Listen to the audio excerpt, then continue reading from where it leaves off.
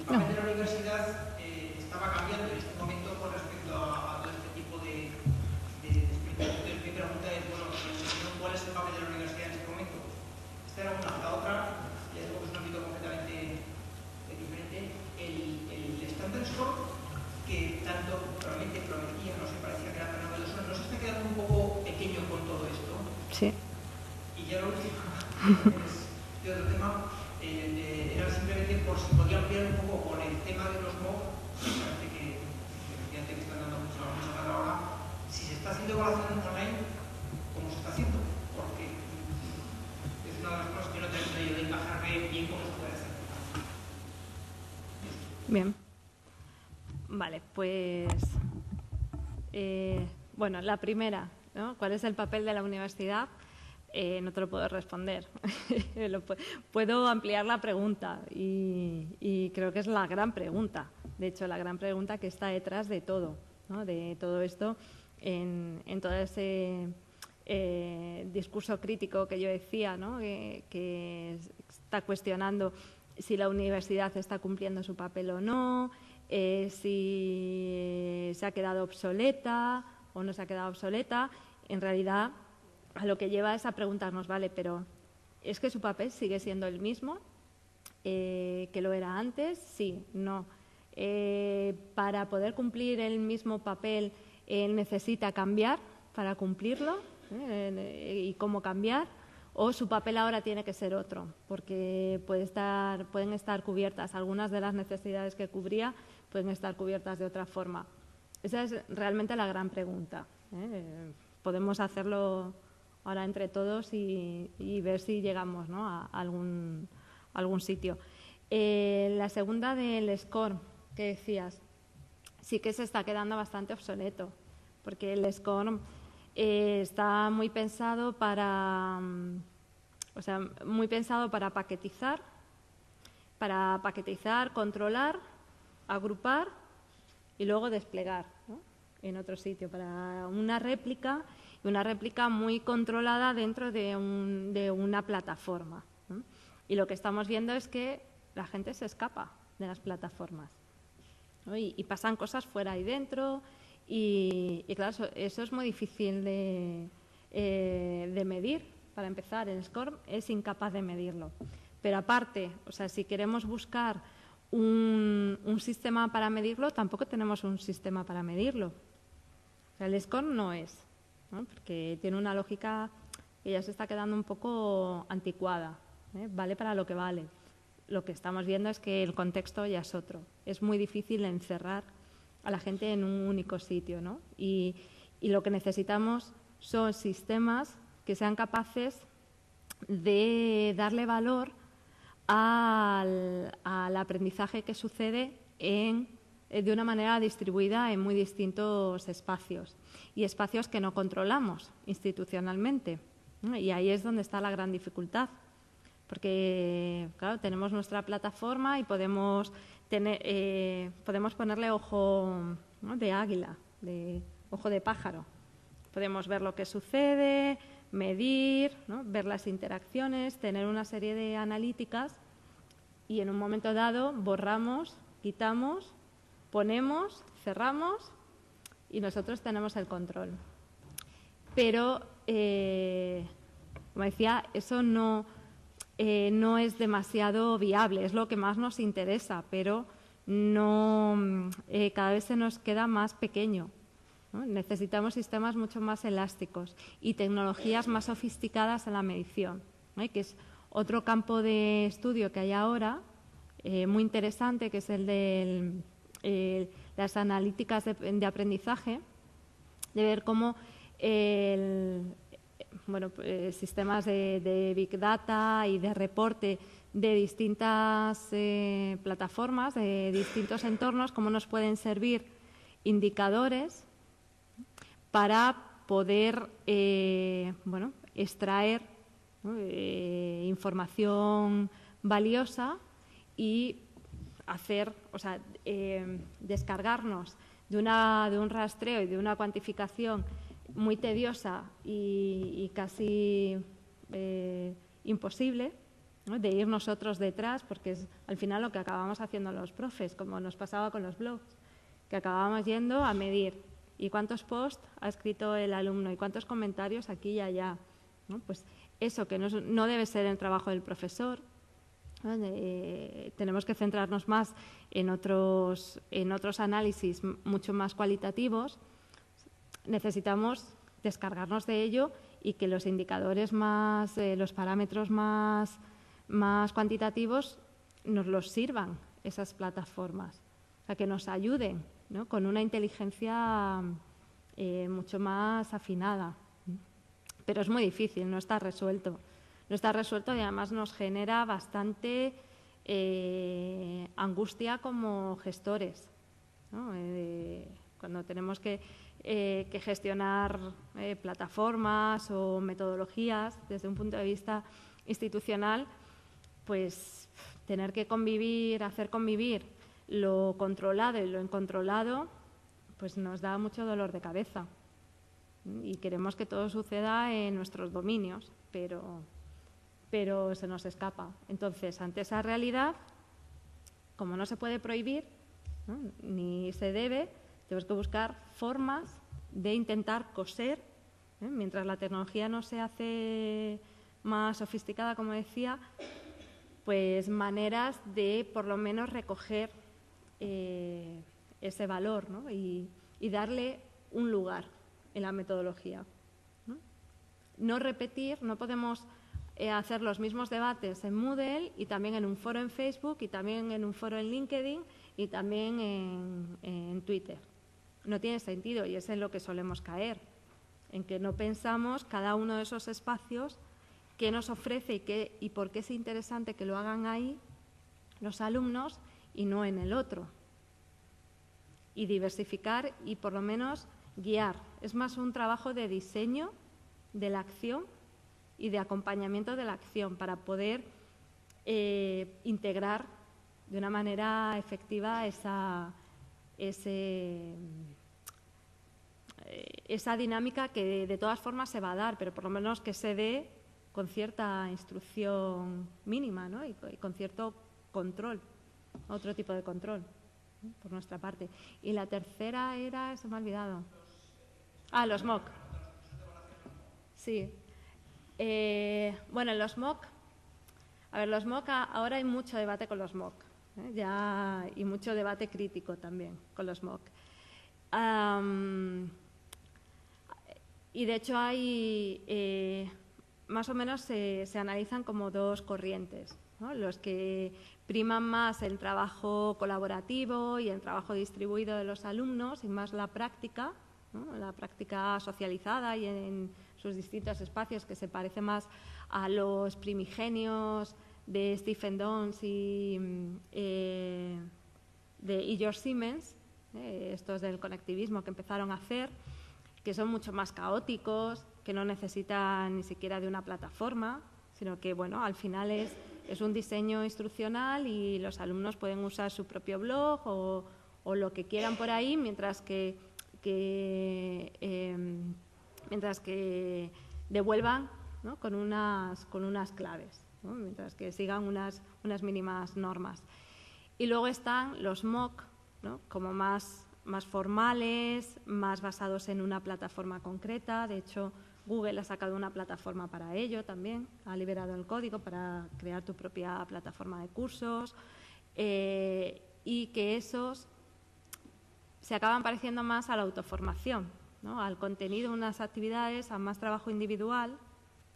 También son más fáciles de escalar y son más fáciles de evaluar, porque están más automatizados, pero pierden la parte de lo colaborativo y lo auto, ¿no? gestionado.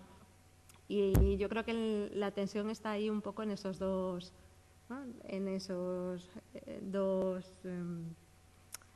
formas, ¿no? de pensar los MOOC. También hay mucho MOOC que no es abierto. En fin, ahora hay mucha tipología y se tendrá que ir un poco decantando, ¿no? Afinando. Pero un MOOC, por ser un MOOC, no es una innovación docente ni tecnológica por sí misma. Puede ser un curso muy tradicional, muy convencional, muy aburrido, muy individual y muy parecido a los inicios de la formación online, de un PDF y un cuestionario. Tienen riesgo de parecerse demasiado a eso.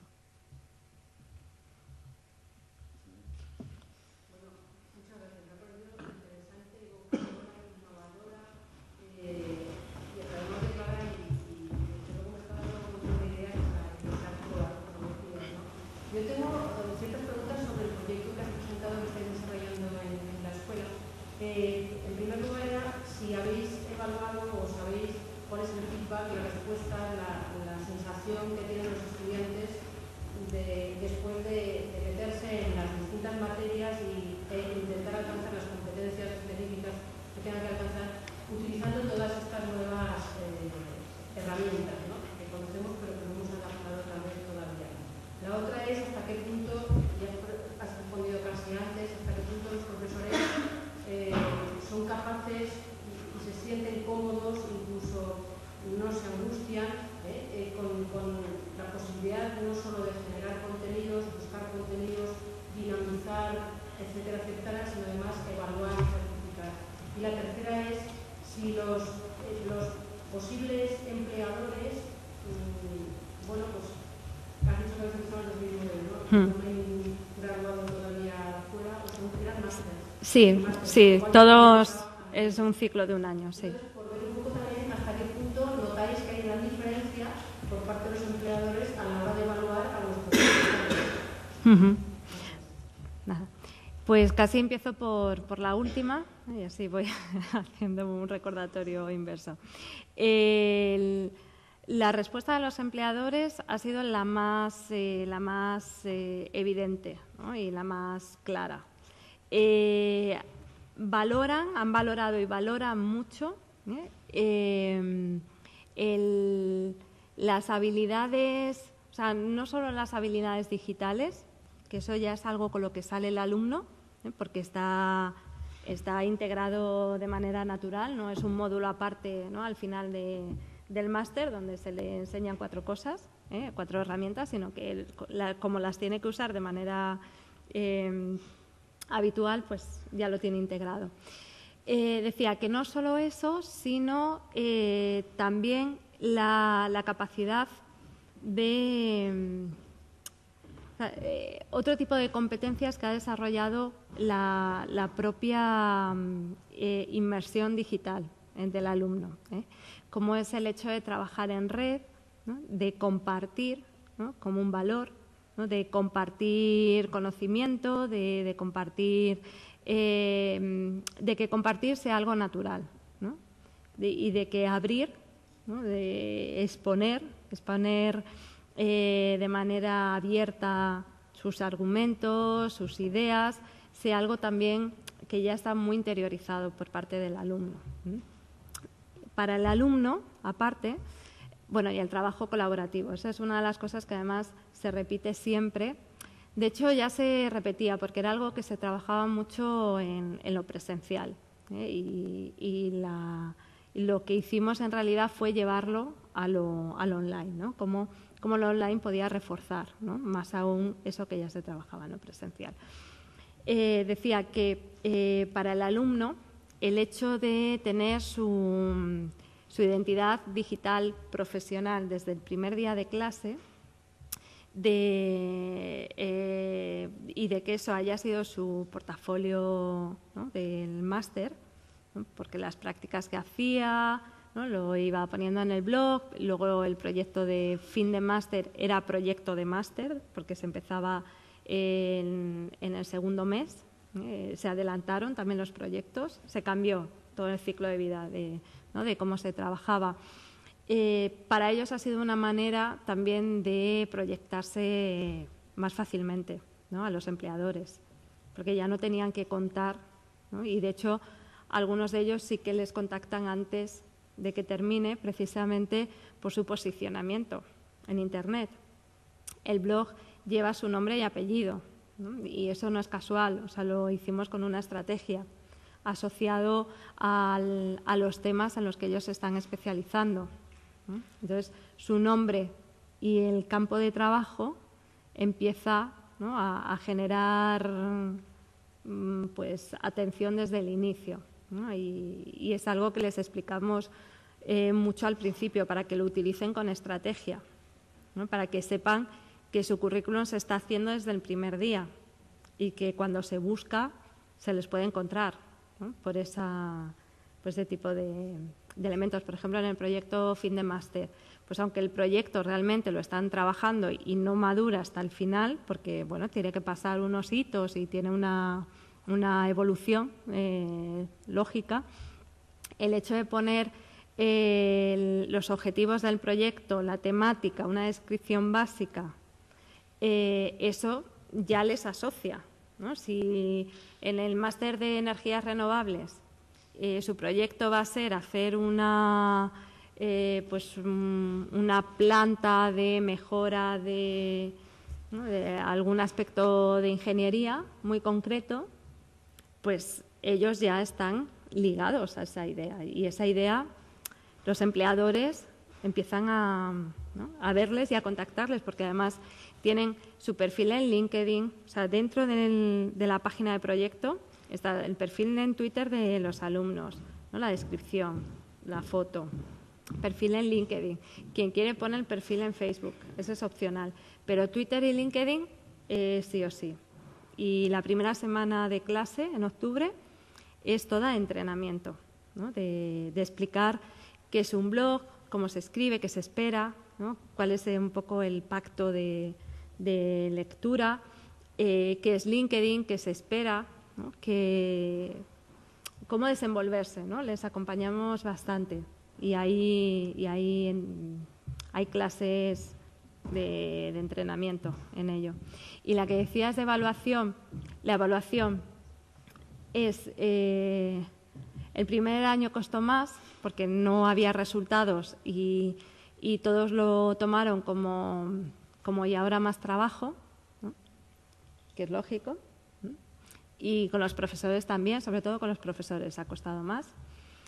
Pero ya el segundo año, con los resultados del primero, ya no hubo que explicar tanto el por qué era bueno, ¿no?, para los profesores poner sus contenidos en el repositorio en abierto de la escuela, porque era bueno para ellos y porque era bueno también para los alumnos, ¿no? Eso ya después pues ya son cosas que son demasiado evidentes, son obvias. Pero el primer año sí que hubo más resistencia, costó más hacer pedagogía del cambio.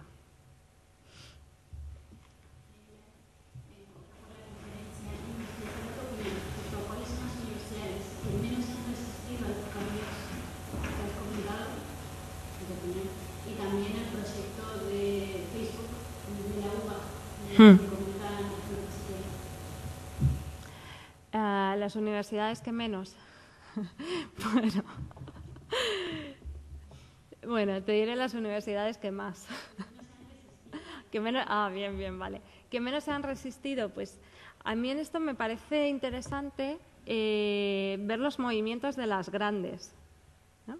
Porque el hecho de que se muevan cuando tienen mucha marca y tienen mucha demanda y mucho potencial y tú dices, bueno, ¿y por qué necesita, ¿no?, meterse en estos fregados el MIT?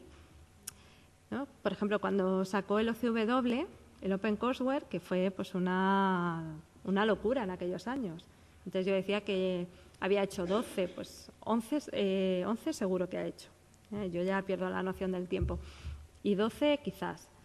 Pues como mínimo nos tendríamos que fijar mucho en ellos, porque suelen marcar tendencia y si lo hacen es porque hay una necesidad también constante de estar innovando, ¿no? Y el hecho de que estén liderando ciertos movimientos, ciertos cambios estratégicos, pues creo que los grandes son grandes por algo también, ¿no? El hecho de que ahora estén con esta plataforma, que Harvard y MIT, que no se han juntado nunca para nada, hay una rivalidad importante, ¿no? Les separan 2 kilómetros como mucho, en la misma acera están,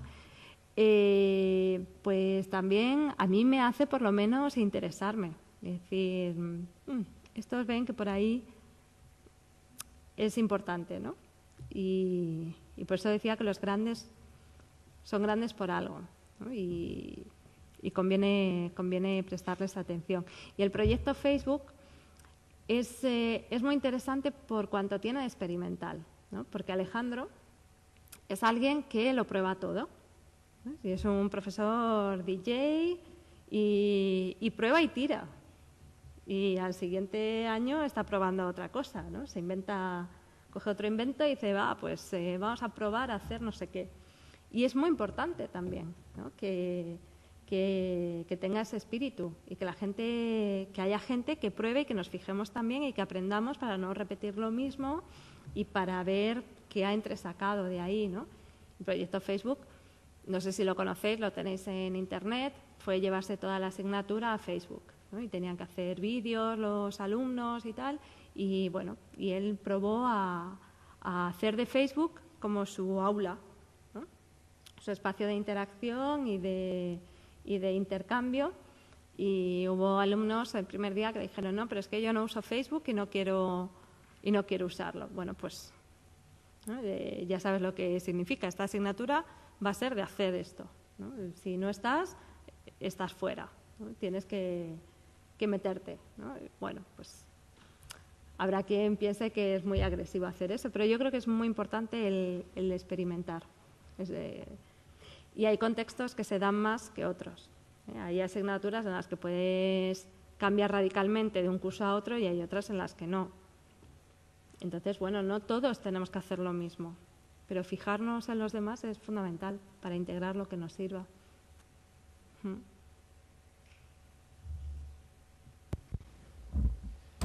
¿Alguien más?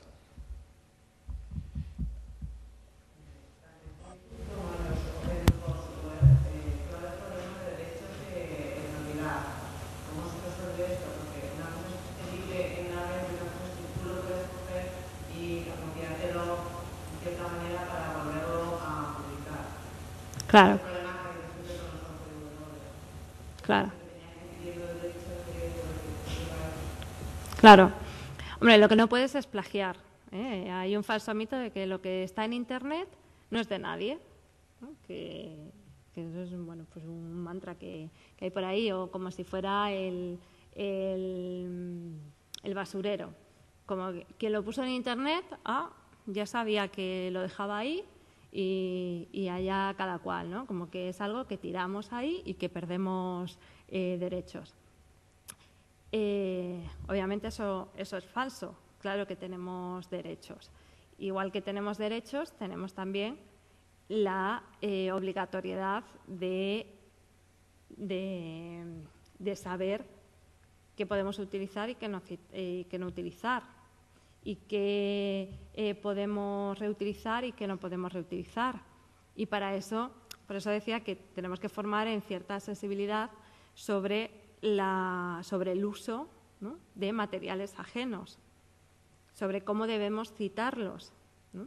Sobre cómo debemos identificar si tiene copyright o no tiene copyright, ¿no? Y si podemos citarlos y enlazarlos, perfecto. Lo que no podemos nunca es copiarlo, ¿no? Plagiarlo, colocarlo como que lo hemos hecho nosotros y no referirnos al autor. Eso en cuanto al copyright más clásico.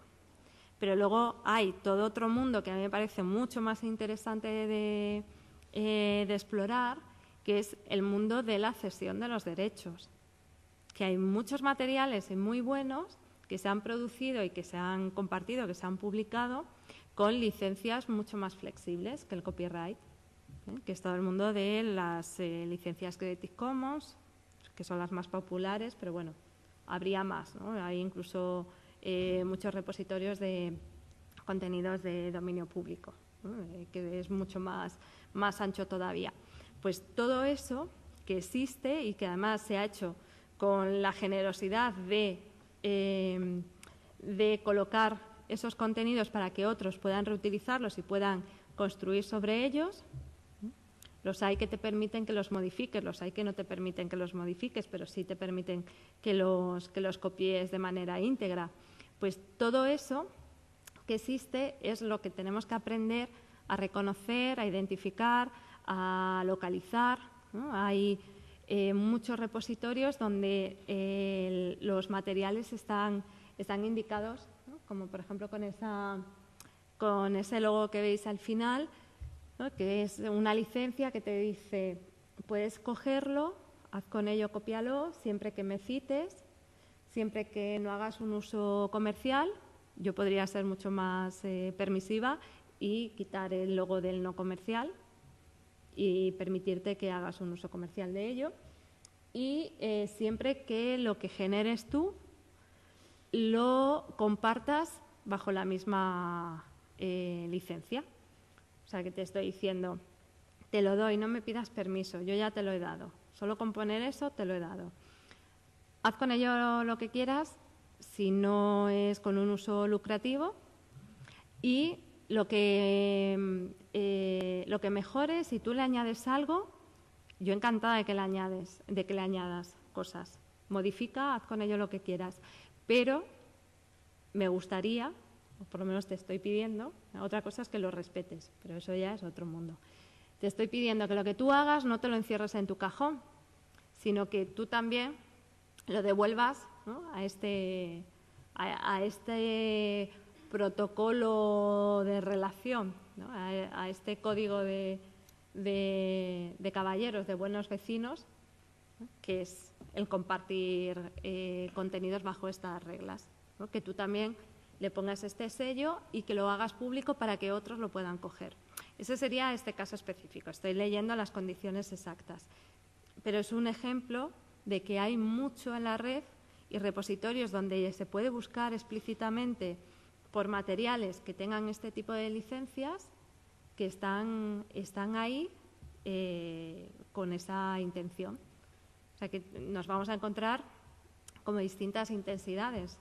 No es todo negro o blanco, hay mucho campo de acción. Y eso es importante conocerlo como profesores porque somos remezcladores, reutilizadores natos de contenidos, pero además somos generadores de nuevos contenidos, ya sea originales, aunque el 100% original sería muy discutible, pero ya sea de producción original propia, ad hoc, específica, solo nuestra. Si lo queremos publicar, también nos gustaría protegerlo. O sea, queremos compartirlo, pero protegerlo a la vez. Y este tipo de fórmulas te ayudan a eso, ¿no? Y nos interesa desde ese doble perfil como consumidores y como productores. Y también que nuestros alumnos sepan moverse en la red con ese doble perfil, como productores que generan cosas y que tienen que hacer velar también por ese respeto a su obra. O sea, compartirla, donarla, cederla, pero pidiendo unos ciertos usos y, de igual manera, saber respetar contenidos ajenos que tengan ese tipo de fórmulas o que no las tengan y que tengan un copyright, pues también saber que no se puede copiar ¿no?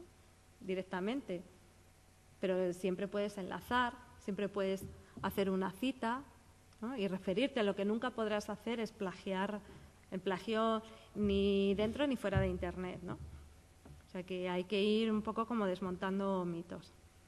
Ni todo lo que hay en Internet es una basura, ni todo lo que hay en Internet no tiene dueño, ni todo lo que hay en Internet no le importa a nadie. La gente tiene su condición de autor y también quiere, ¿no?, que se le reconozca. Sí.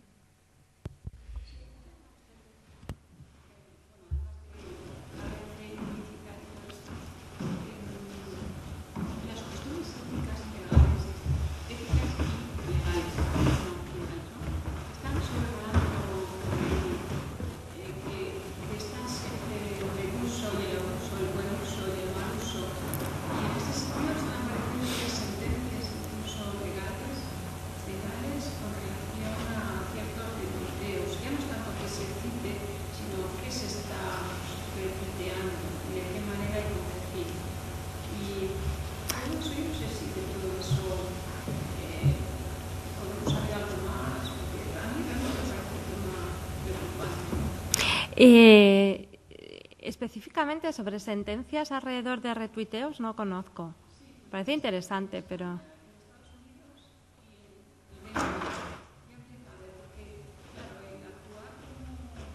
Amplificador, ¿no? Claro.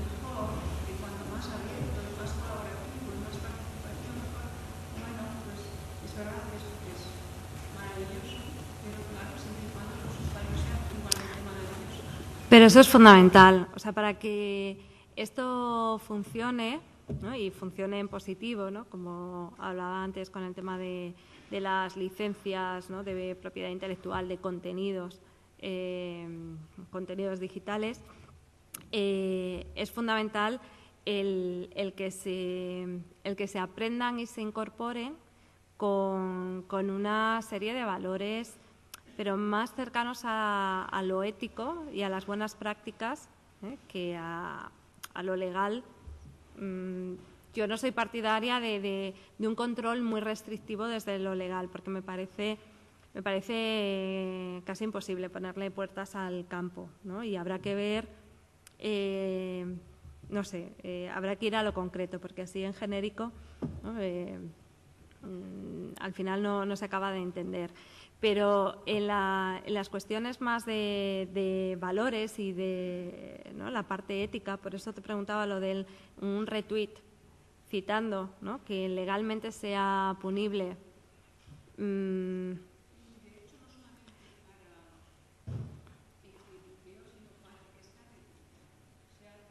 Sí, bueno, habría que verlo, pero bueno, sí que me parece importante educar en la responsabilidad. O sea, cuando uno es agente de comunicación pública, ¿no? Y esta es una de las dimensiones delicadas que introduce Internet, ¿no? Y el lenguaje digital y el hipertexto y la multimedia y la interactividad, ¿no? Es el hecho, esto que yo ponía al principio, la capacidad de conectar y de amplificar y de llegar a una red mucho más amplia de la controlada, es maravilloso, pero implica, ¿no? La otra cara de la moneda implica lo perjudicial que puede ser un mal uso de ello. Y cuando alguien es agente de comunicación pública, cuando tú pones en público, ¿no?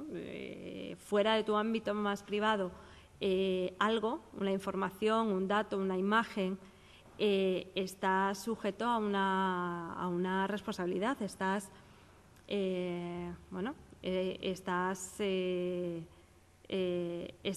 pudiendo producir un daño a terceros, y eso hay que explicarlo, y hay que explicarlo. Hoy estaba hablando en un ambiente de educación superior, pero cuando estoy con... y porque no hemos bajado a ese detalle, pero podríamos haber bajado, pero cuando estoy con maestros, cuando hablamos de competencia digital, yo siempre les digo, centraos en estas tres cosas que son las más importantes, y no en aprender a cacharrear, porque ya cacharrean ellos mejor, pero ¿quién les va a explicar a los niños las cuestiones de credibilidad, de contraste de fuentes, de información? ¿Quién les va a explicar la importancia del cuidado de su intimidad, de su privacidad, ¿no? Del daño, del cuidado de uno mismo y de los demás? ¿Quién les va a hablar de lo que es un objeto digital que se puede replicar, que no es un objeto físico que si lo eliminas ya has eliminado el objeto, sino que puede estar ya propagado? Ese tipo de cuestiones, esas son las importantes al hablar de competencia digital. Las otras, las instrumentales, ya las las aprenden solos. Pero esto también lo puedo hacer extensivo a nuestro ámbito con adultos también. Tenemos que hablar de eso. Cuando hablamos de comunicación online, de aprendizaje, para poder hacer un buen aprendizaje social, conectado, ¿no? Y hacer un buen uso de las redes, claro que hay que hablar de responsabilidad, de lo que significa la comunicación pública. Poner en un blog, poner en tu nombre, citar a otros, poner imágenes de otros, ya sea en un blog o en tu Facebook. O sea, puedes, no puedes, debes, no debes. Ese es el detalle fino, importante, ¿no? Que no puedes, no debes retuitear un enlace en el que no has pinchado y no has leído. Es sentido común, pero como es sentido común, pues es el que se nos olvida siempre. Claro, y somos de dedo fácil, porque lo vemos y como viene de una fuente que para nosotros ya es nuestro vecino de al lado, ¿no? Como el programa este de Españoles por el Mundo, y por eso es más peligroso. Por eso tiene más fuerza y por eso es más peligroso, porque si te viene de ABC o del País o del Mundo, ¿no? O te viene, lo ha dicho un político, aunque sea una fuente más institucional, tú ya tienes una reserva, no te lo crees. Pero si te viene de tu vecino de al lado, bajas las defensas y es más fácil que caigas, que no contrastes. O sea, ahí hay un juego, ¿no? Hay unas estrategias de acreditación que desplegamos, ¿no? Que son a veces como muy invisibles, pero las hacemos y las estamos haciendo constantemente. A ti te cita alguien o te retuitea o te menciona y dices, ¿este quién es? Y miras, uy, tiene tantos seguidores, dice que es profesor de universidad, aparece alguien de fiar. O pone una imagen un poco desenfrenada, no es de fiar. Estamos constantemente evaluando.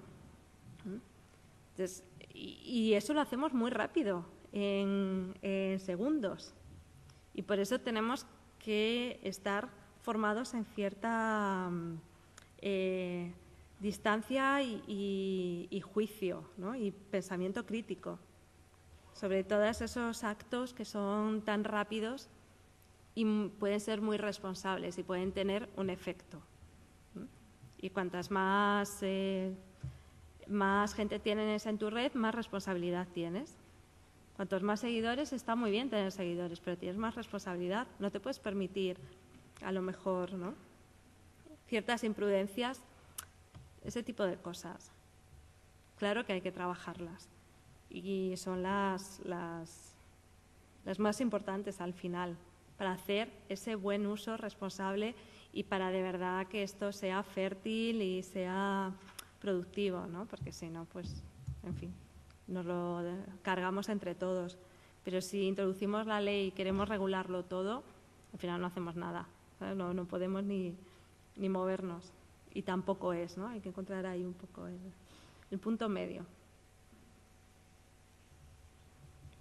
Bien, ¿alguna intervención más? Sí, sí. Sí, sí.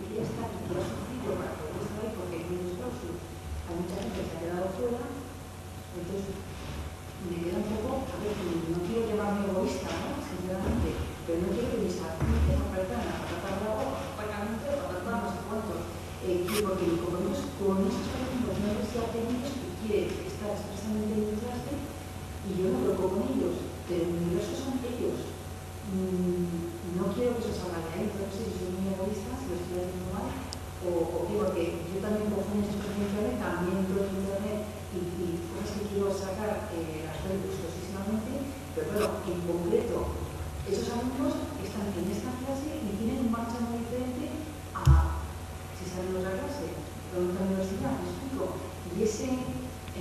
aficionan por estandarizar todo, en donde todo vale, donde nada vale nada, porque todo está ahí.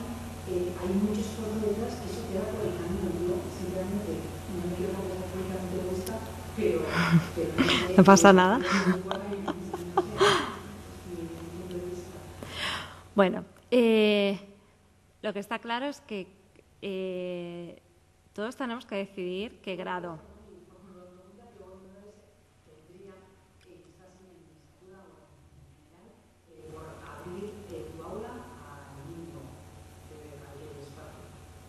Bueno, te decía que no tenemos obligación de poner todo en transparente. O sea, nosotros escogemos constantemente, ¿no? En nuestra manera de perfilarnos, de identificarnos, ¿no? En una red o en otra. Estamos constantemente dibujando una estrategia. Tú pones lo que tú quieres poner y no pones todo. O sea, tú marcas una frontera y eso es natural y es humano y es bueno hacerlo. Y cada uno pues marca la suya como le parece. Y es lógico, y tú dices que hay cosas que pones y hay otras que no quieres poner. Y yo igual, yo hay cosas que tengo en privado en mi Google Docs y con un solo botoncito lo pondría en público y sería una página web. Pero no me interesa, o sea, no soy tan transparente que todos mis borradores y todo mi escritorio del ordenador está público porque sí, pues no tiene sentido. Está público lo que yo quiero que esté público y lo que me parece beneficioso, también de una manera egoísta para mí. También es rentable para mí que esté público. O sea, no me quita valor, sino que creo que lo da. Y cada uno tiene que encontrar ese punto.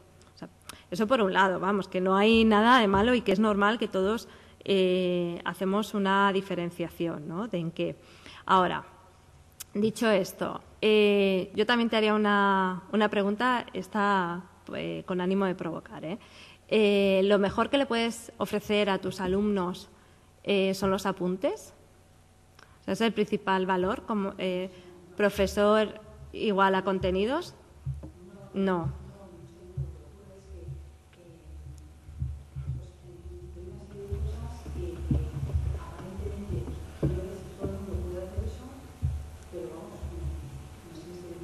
No.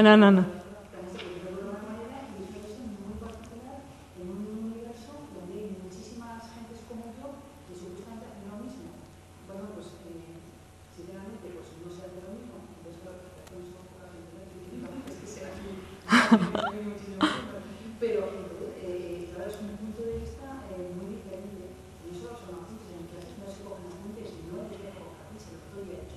Entonces, es todo prácticas, es todo hablar, es todo ver fallos, ver cómo se soluciona. Y yo creo que registro todo. Claro. Mis apuntes son mis apuntes con ellos y no quiero que eso porque es algo que no estoy inventando, no soy una no estoy inventando una fórmula matemática ni muchísimo menos, pero si solo publico lo mismo, pierdo algo de lo mismo. Evidentemente lo que dices tú, siempre hay una frontera, ¿no? Bueno, tú la marcas ahí, está bien, no pasa nada porque la marques ahí.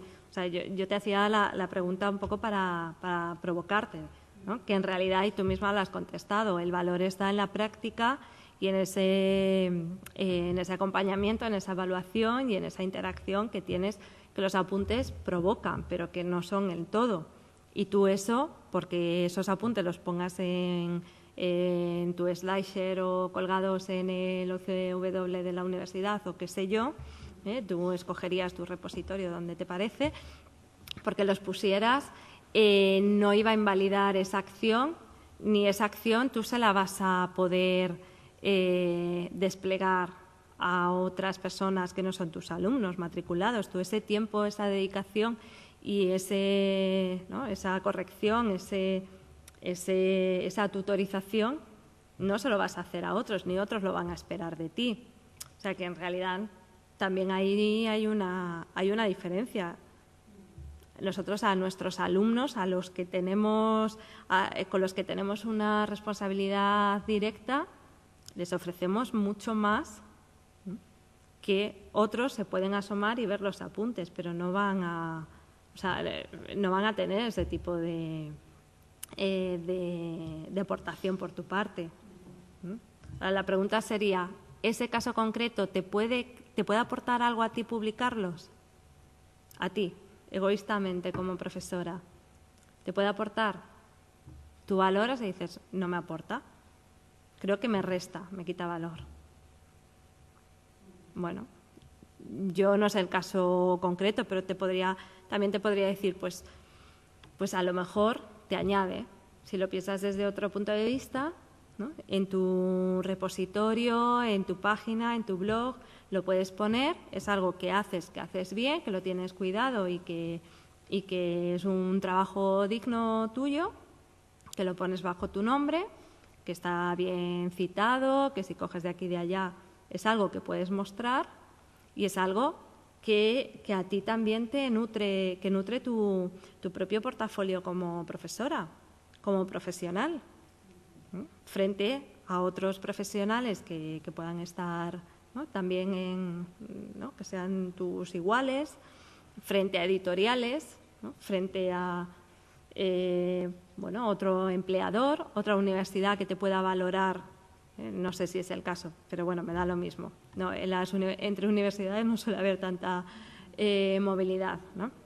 Pero bueno, pero es algo que a ti te podría añadir o no sé, o se te podría reconocer como una experta precisamente por esos materiales, ¿no? En tu ámbito de trabajo, y para ti en realidad no es un doble trabajo, ya lo tienes hecho, sencillamente lo pones en abierto, porque tus alumnos, como tú eres más que tus apuntes, no te van a despreciar, o sea, no van a quitarle valor a que tú lo compartas con el mundo mundial. Ellos tienen la suerte de que tú eres solo para ellos, ¿no? Que lo que pasa en el aula solo pasa con ellos. Te he puesto un ejemplo, un poco exagerado, pero, o sea, si te sirve mi ejemplo, y ya digo que yo pongo con estrategia lo que creo que es bueno para mí poner también, a mí solo me ha reportado satisfacciones el publicar, y si elaboro un material para esto, pues lo pongo, ¿no? En mi página. Si hago un wiki con los alumnos, pues si puedo lo hago público para que se vea, ¿no? el trabajo. Eso yo, egoístamente, como profesora. Ahora, si pienso en los alumnos, o sea, eso también lo podría argumentar, lo que pasa es que nos vamos a enrollar aquí bastante, pero ¿por qué es bueno que la práctica de los alumnos sea pública? Pues por la misma regla de tres. Una, por su propio portafolio, porque es un valor que ellos pueden también capitalizar bajo su nombre, porque lo han hecho y no lo han hecho, ¿no? Solo para el laboratorio del aula, sino que es algo, ¿no? que ellos firman y que es suyo, ¿vale? Pero también porque cuando uno hace algo para publicarlo, le pone más cuidado. Ahí hay un efecto corrector sobre la propia práctica. No escribes lo mismo si es un borrador solo para el profesor que si lo va a ver más gente. Le pones más cuidado. Eso en general. En cuanto a trabajos que uno va a publicar, pero bueno, en esto nos podríamos extender un poco más. No es el mismo ejemplo, pero es muy parecido en cuanto a portafolio. Y identidad propia sirve tanto para el profesor como para el alumno. Pero en el caso del alumno mejora su aprendizaje porque mejora su práctica, en saber que lo va a exponer. Bien, si no tenéis ningún comentario más, bien. Antes de despedir a Tiscar, pues recordaros que pasado mañana, el mismo lugar y misma hora, tendremos la segunda parte de este ciclo, donde abordaremos esa otra pata del banco con el tema de la comunicación audiovisual en red. Y ahora sí, ya pues despedimos a Tiscar. Un placer haber compartido esta tarde contigo. Con un aplauso. Muchas gracias.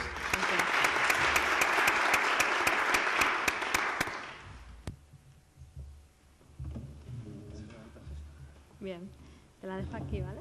Está en el escritorio.